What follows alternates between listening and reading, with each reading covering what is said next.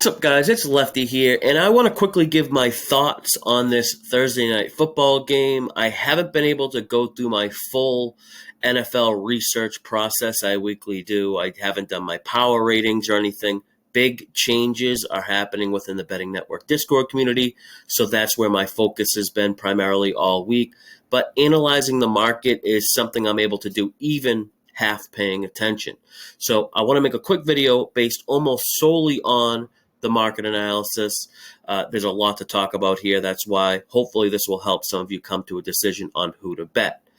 Usually I like to start at looking at a line history. Bet Online is an okay place to start because they do offer look-ahead lines. Now, let's say at the beginning, Baltimore at Bucks. Before last week's games, the majority of the odds makers had Tampa Bay minus 3-point favorites. These are actual betting lines called look-ahead lines. So when Tampa Bay goes on the road to go play Carolina, they closed almost as 2-point touchdowns. They get embarrassed, play horrible. They lose outright to Carolina, a team who's without a head coach basically and a QB. They look completely out of sync, flat-out awful performance by Tampa Bay. So after that performance, the odds makers start to change their minds a bit. And then we see by Monday morning, Tuesday, Baltimore is now a 1-point favorite, and it makes sense, right? Baltimore is now just coming off of a win against Cleveland. In a game really they didn't deserve to win. They actually got dominated on in the box score, but I'm not going to get into all that right now. We're sticking to just market analysis. But by Tuesday, all books have Baltimore pretty much favored, either by 1, 1.5, or whatever. And it makes sense. We look over here at these betting percentages, visitor, which is Baltimore, visitor money, which is Baltimore. We're looking at 80% by Wednesday for both Baltimore on bets and money. But what happens today, we now see the Bucks go back to being a favorite, which is interesting. Now, at most books, we saw that all the bets and money on Baltimore. So why would the books move to Tampa Bay as favorites, which is basically inviting more Baltimore action, right?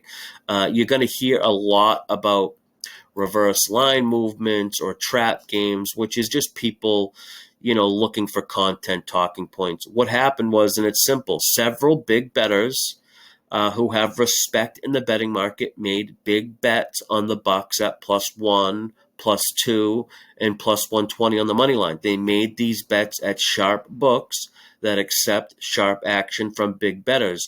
So even though all these other books have a ton of Baltimore action, when they see books as sharp as Chris and Bookmaker and Pinnacle, and those books start to move, they're going to copy them and move the lines. They want to be on the sharp side, and that's it. They know if Chris and Pinnacle moved their line, they moved it because someone very sharp, smart, or whatever you want to call it, bet on the other side. Now, why these sharps took such a big position on the Bucks is up for debate.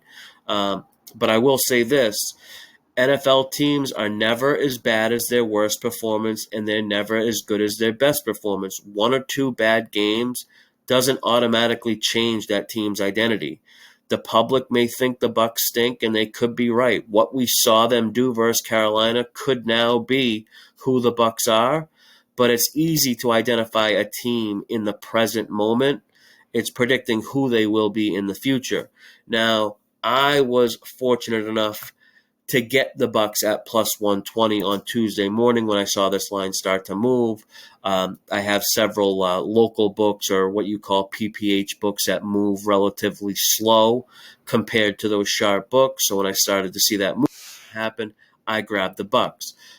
This is what I do in the Betting Network Discord community. I teach market analysis, how to bet the right way.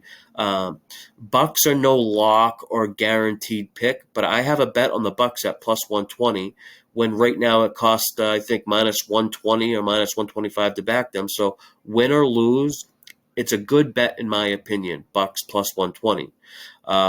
And that's really it. The results, you make good bets, the results will take care of itself in the long run. Now, I wish I had more time to kind of dive into this game. but big changes happening right now as we speak in the Betting Network Discord community.